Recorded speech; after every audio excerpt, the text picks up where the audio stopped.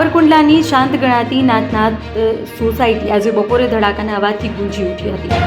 બપોરે અંદાજે 4:25 કલાકે સોસાયટીમાં રહેતા અને શહેરના જાણીતા ગેરેજ સંચાલક ઇન્દ્રકાંતભાઈ જોશીના ઘરે રસોઈ બનાવતી વખતે અચાનક ઇન્ડિયન ગેસનું સિલિન્ડર ધડાકાભેર ફાટ્યો.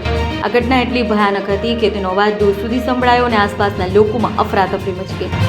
ગંભીર દુર્ઘટનામાં ઇન્દ્રકાંતભાઈ જોશી ગંભીર રીતે ઇજાગ્રસ્ત થયા છે. તેમને તાત્કાલિક સારવાર અર્થે હોસ્પિટલ ખસેડવામાં આવ્યા છે.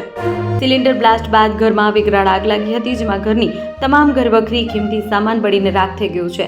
મકાનના માળખાને પણ નુકસાન થયું હોવાનું સામે આવ્યું છે.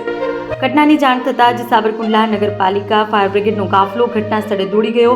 ભારે જહેમત બાદ આગ પર કાબુ મેળવ્યો છે. સાવચેતીના ભાગરૂપે પીજીવીસીએલની ટીમ દ્વારા વિસ્તારનો વીજ પુરવઠો તાત્કાલિક કાપી નાખવામાં આવ્યો છે, જેથી મોટી હોનારત ટળી છે. બનાવની ગંભીરતા જોતા ઇન્ડિયન એરો ગેસ એજન્સીના બબા શેઠ પણ તાત્કાલિક ઘટના સ્થળે દોડી આવ્યા. પરિસ્થિતિનું નિરીક્ષણ કર્યું હતું. હાલ સંબંધિત તંત્ર દ્વારા બ્લાસ્ટના ચોક્કસ કારણો અંગે વધુ તપાસ હાથ ધરવામાં આવી છે. રિપોર્ટર અમીન પાયક, મહુવા. સાવરકુંડલા આતરસણી રોડ ઉપર નાથનાથ સોસાયટીમાં જોશીદાદા કરીને મકાન છે ગેરેજવાળા.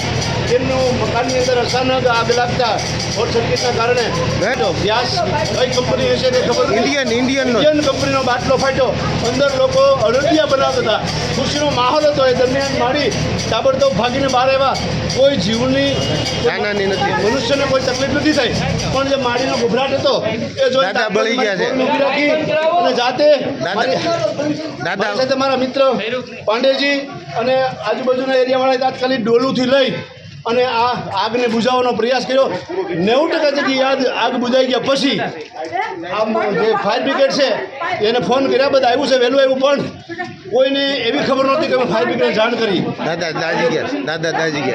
દાદા પોતે જે મારા મકાન માલિક છે એ પણ દાજી ગયા છે. આવી ઘણી નુકસાની છે. એટલે ઇન્ડિયન ગેસવાળાને વિનંતી કે તમારું કામ નબળું છે એ સાબિત થાય છે અને ફાયર બ્રિગેડને તાત્કાલિક આવવું જોઈએ.